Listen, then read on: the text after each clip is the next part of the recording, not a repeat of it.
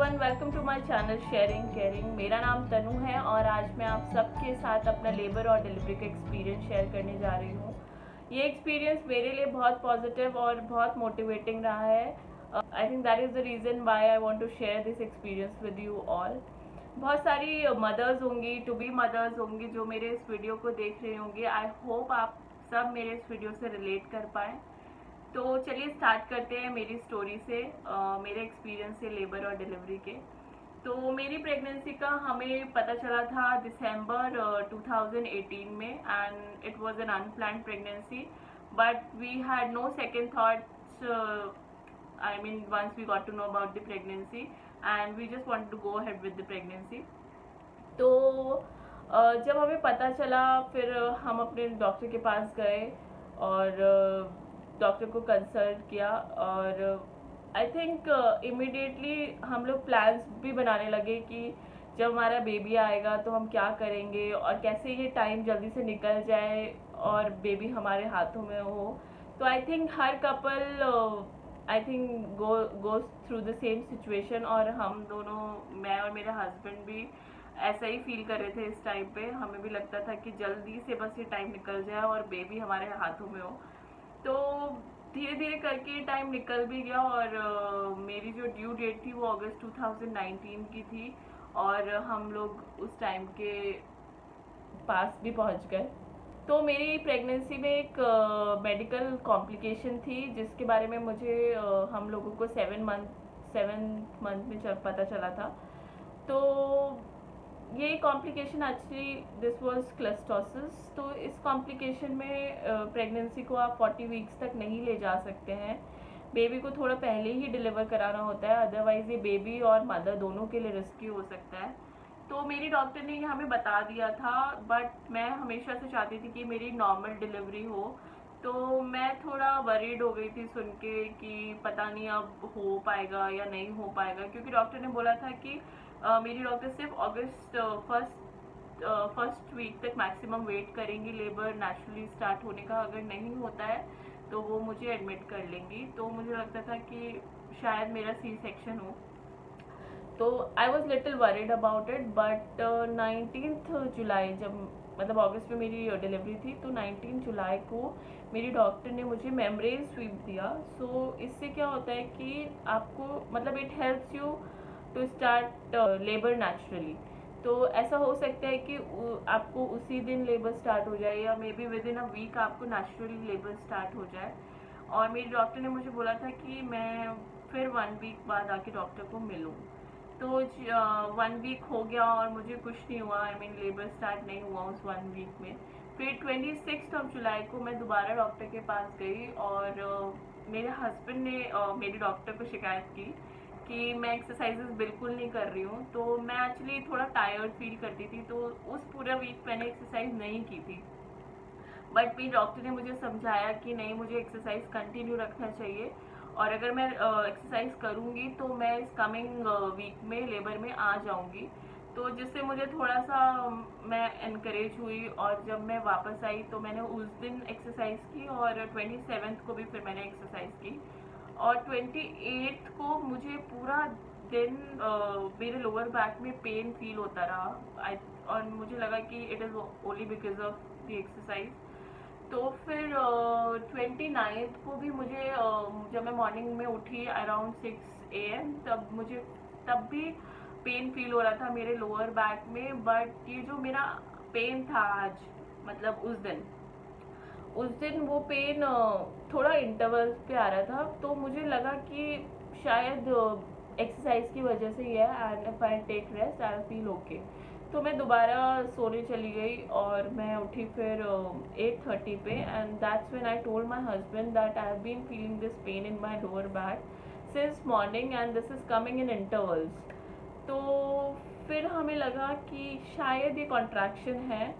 तो हमने सोचा कि हमें अपने डॉक्टर को भी इन्फॉर्म करना चाहिए। अराउंड 9:30 हमने अपने डॉक्टर को इन्फॉर्म किया और मेरे डॉक्टर ने बोला कि ठीक है, let's wait, if this continues then will see, हो सकता है कि ये कॉन्ट्रैक्शन ही हो।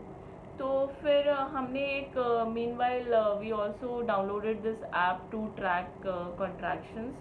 तो हम लोग इसमें मेरे कॉन्ट्रैक्शन टाइम करने लगे कि कितने इंटरवल पर आ रहे हैं और कितने टाइम के लिए लास्ट कर रहे हैं। तो इस टाइम पे ये 15-20 मिनट्स के इंटरवल पे थे और ज़्यादा देर के लिए लास्ट नहीं कर रहे थे, सिर्फ आई थिंक 10-15 सेकेंड्स के लिए लास्ट कर रहे थे।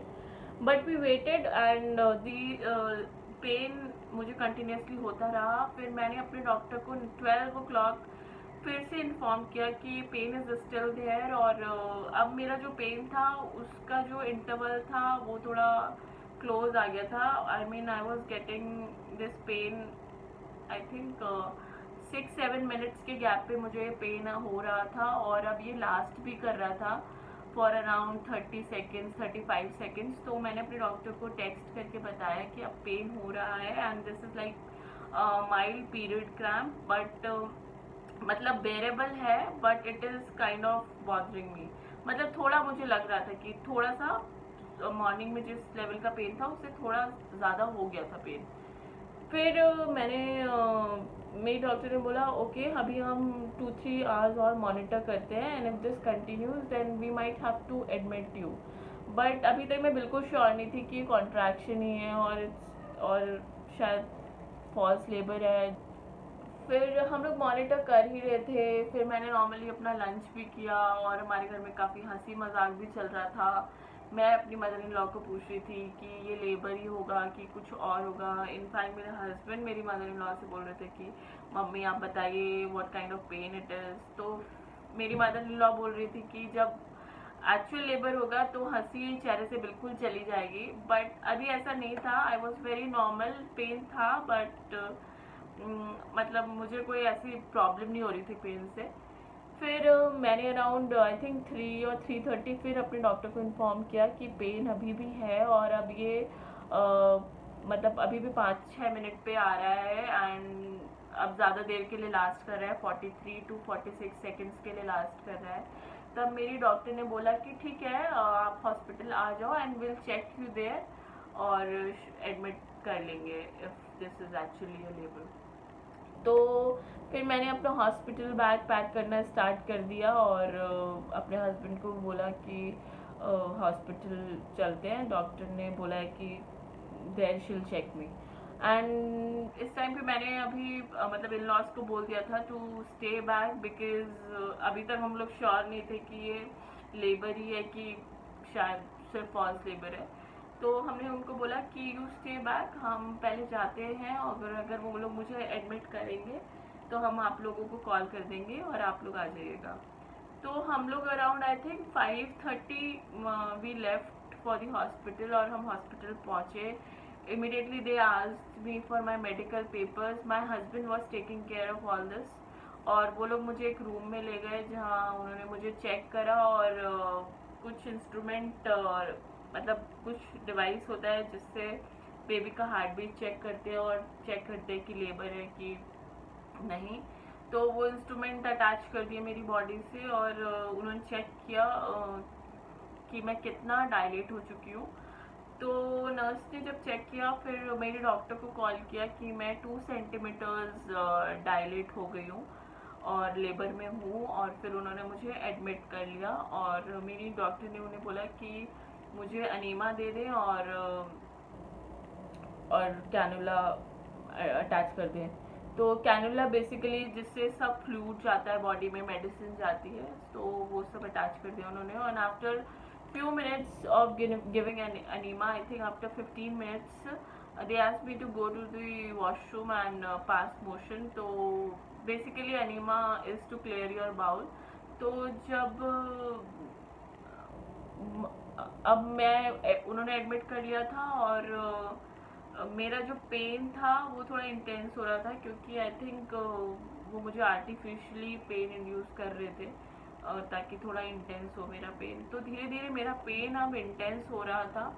तो मेरे हस्बैंड भी वहाँ पर थे बट हम नॉर्मली मतलब बात कर रहे थे। जब पेन आ रहा था उस टाइम के लिए मैं थोड़ी देर चुप हो जा रही थी, अदरवाइज फिर in between I was getting time. तो आई थिंक 2-3 मिनट्स का टाइम मुझे मिल रहा था तो हम लोग उसमें बात कर रहे थे और पेन भी उस लेवल का नहीं था, मैं बेयर कर पा रही थी। फिर 8:30 पे मेरी डॉक्टर आई और उन्होंने मुझे इंटरनली एक जेल अप्लाई किया। तो ये जेल भी लेबर इंड्यूस करने के लिए, मतलब पेन को इंटेंसिफाई करने के लिए था। तो मेरी डॉक्टर ने जेल अप्लाई किया और बोला कि 1 घंटे के लिए I have to be on my bed, और 1 घंटे के बाद मुझे वॉक करना है रूम में। और फिर डॉक्टर चली गई। और हमने डॉक्टर से ये भी पूछा कि मतलब किस टाइम तक हम एक्सपेक्ट कर सकते हैं डिलीवरी। तो डॉक्टर ने बोला कि सुबह तक हो जाएगी 5-6 बजे तक। और हमने घर पे भी ये इन्फॉर्म कर दिया कि डॉक्टर बोल रही हैं कि सुबह होगी डिलीवरी। तो मेरी डॉक्टर फिर चली गई और डॉक्टर के जाने के 5 मिनट बाद ही मेरा पेन बहुत इंटेंस हो गया। तो अब मेरा पेन इस लेवल का हो गया था कि मैं बहुत ज़्यादा चिल्ला रही थी। तो माई husband was taking care of me, मतलब वो मेरा बैक रब कर रहे थे। और मुझे मतलब ब्रीथ करने में भी थोड़ा प्रॉब्लम हो रही थी। और मुझे हॉस्पिटल वालों ने एक मतलब they gave me something to drink, कुछ एनर्जी ड्रिंक। तो मेरे हस्बैंड मुझे बोल रहे थे कि बीच बीच में एक एक सिप एटलीस्ट लो ताकि एनर्जी रहे। बट उस टाइम पे मतलब मेरे को कुछ अच्छा नहीं लग रहा था। I was just shouting. तो नर्सेज भी आई, उन्होंने मुझे समझाया कि आप इतना मत चिल्लाओ, you should save your energy. और कितने सारे लोग चाहते हैं कि उनको पेन हो बट उनको नहीं होता है, और यू आर वेरी लकी कि आपको एटलीस्ट ये पेन हो रहा है, but you should save your energy ताकि लास्ट में जब बेबी को पुश करना हो तो आपके पास एनर्जी रहे। But nothing was helping me. और मुझे लग रहा था कि पता नहीं और कितना इंटेंस हो जाता होगा पेन की ये लोग मुझे बोल रहे हैं कि मैं अभी इतना ना चिल्लाऊं, अपनी एनर्जी सेव करूं। तो मुझे समझ ही नहीं आ रहा था कि how worse this can get. तो ऐसे करके टाइम थोड़ा कट रहा था और मैं बेड पे लेटी हुई थी। और ये टाइम काटना मेरे लिए सबसे ज़्यादा डिफिकल्ट था क्योंकि मुझे सिर्फ बेड पे लेटना था। तो मुझे लग रहा था कि मैं कब बेड से उठूं और मैं थोड़ा वॉक करूं या मैं कुछ तो ऐसा करूं जिससे मुझे मेरे मतलब दर्द, थोड़ा मुझे आराम मिले मेरे दर्द में। बट अभी 1 घंटा मुझे बेड पर ही रहना था।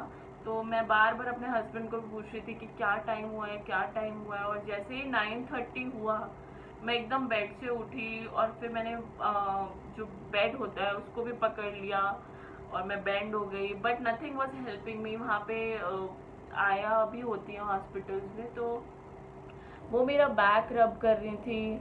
बट मुझे कुछ ज़्यादा आराम नहीं मिल रहा था इस सब से। फिर अराउंड 10 मेरी मदर इन लॉ वहाँ पहुँची और उन्होंने मतलब वो भी आके मेरा बैक रब कर रही थी।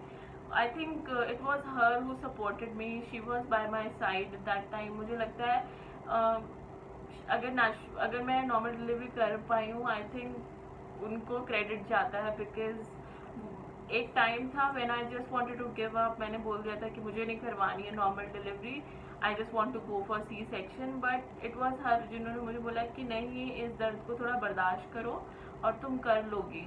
तो यही सब चलता रहा। मैं सब कुछ कर रही थी, कभी मैं खड़ी थी, कभी मैं थोड़ा बेंड हो जा रही थी, कभी मैं लेट जा रही थी बेड पर। So this was going on. तो जब मैं बेड पर लेटी हुई थी तो मेरा वाटर ब्रेक हो गया। तो जब मेरा वाटर ब्रेक हुआ, मेरी मदर इन लॉ ने नर्स को बुलाया और उन्होंने मुझे आके चेक किया और उन्होंने बोला कि अब हम आपको ऐसा करते हैं, लेबर रूम में शिफ्ट कर देते हैं, वहीं पे विल एग्जामिन यू और देखते हैं। तो फिर उन्होंने मुझे लेबर रूम में शिफ्ट कर दिया और वहाँ पर मैंने नर्स से पूछा, और मतलब उन्होंने मुझे चेक करा। तो फिर मैंने नर्स से पूछा कि मैं कितना डायलेट हो गई हूँ, क्योंकि मुझे ये पता था कि मतलब मैंने भी बहुत सारे वीडियोस देखे थे अपनी प्रेगनेंसी के टाइम पे। तो मुझे ये पता था कि 1 to 10 centimetres is what you get dilated to.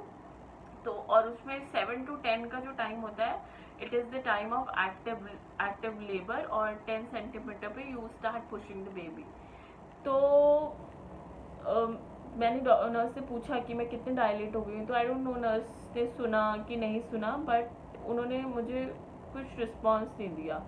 फिर उसके बाद उन्होंने मेरे डॉक्टर को कॉल किया और डॉक्टर को कॉल करके ये बोला कि ये बहुत जल्दी प्रोग्रेस कर रही हैं, she is already 5-6 centimetres dilated.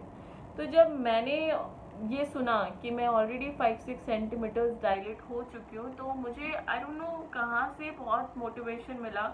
मुझे लगा कि अगर मैं ऑलरेडी 5-6 सेंटीमीटर्स डायलेट हो गई तो मुझे बस अपने आप को थोड़ा सा पुश करना है and then I will be in active labour. तो वो मुझे उस टाइम पे मोटिवेशन मिला और एंड आई केप्ट गोइंग। मतलब मुझे पेन हो रहा था बट इस टाइम एक तो मैं कुछ फील नहीं कर पा रही थी, पेन सिर्फ पेन हो रहा था तो बस पेन फील कर पा रही थी और बाकी कुछ मेरे दिमाग में नहीं चल रहा था। और दूसरा मुझे लग रहा था कि आई एम ऑलमोस्ट देयर, तो अब बस थोड़ा सा मुझे पुश करना है और फिर हो जाएगी डिलीवरी। तो फिर मैंने उनसे टाइम भी पूछा कि टाइम क्या हो रहा है वहाँ पे नर्स से, तो नर्स ने बोला इट इज़ 11:15। तो उस टाइम मेरी डॉक्टर आई और अब मुझे अर्ज भी होने लगी थी पुश करने की। तो जैसे ही मेरे डॉक्टर आए फिर उन्होंने मुझे बोला कि मुझे पता है दैट यू वेरी ब्रेव और you will be able to do it. तो मुझे ये बात पहले से पता है। तो जब उन्होंने ये सब बोला तो ये भी मेरे लिए बहुत मोटिवेटिंग था कि मुझे कोई उस टाइम पे प्रेज कर रहा है और मैं इतने मतलब दर्द में हूँ and there is someone who is supporting me. तो मैं उस टाइम पे मुझे जो अर्ज था पुश करने का, अब मेरा फोकस बस वहीं था क्योंकि मुझे लग रहा था कि अब मैं पुश करूँगी तो मेरी डिलीवरी हो जाएगी। तो मेरी डॉक्टर ने मुझे बोला कि नेक्स्ट कॉन्ट्रैक्शन जो भी आए उसमें पुश करना है। तो मुझे जैसे ही कॉन्ट्रैक्शन आया मैंने पुश किया बट इस टाइम पे कुछ नहीं हुआ और मुझे कॉन्ट्रैक्शंस के बीच में बिल्कुल भी टाइम नहीं मिल रहा था इस टाइम पे। तो मेरे डॉक्टर ने बोला अब नेक्स्ट कॉन्ट्रैक्शन में यू हैव टू पुश। तो जैसे ही नेक्स्ट कॉन्ट्रैक्शन आया फिर मैंने दोबारा पुश किया बट मतलब there was a time I wanted to stop but my doctor kept saying कि नो कीप पुशिंग। तो मैं बस पुश करती गई and then I felt baby coming out of me and that was a kind of relief for me। और मुझे लगा कि मैंने कर दिया जो मैं मतलब जिसके लिए मैंने इतना पेन बेयर करा, at least finally I was able to do it. और डॉक्टर ने फिर मुझे दिखाया कि देखो क्या हुआ है। तो it was a baby girl और मेरे हस्बैंड और मैंने बहुत पहले से सोचा हुआ था कि हमें बेबी गर्ल हो और हमने उसका नाम भी सोचा हुआ था।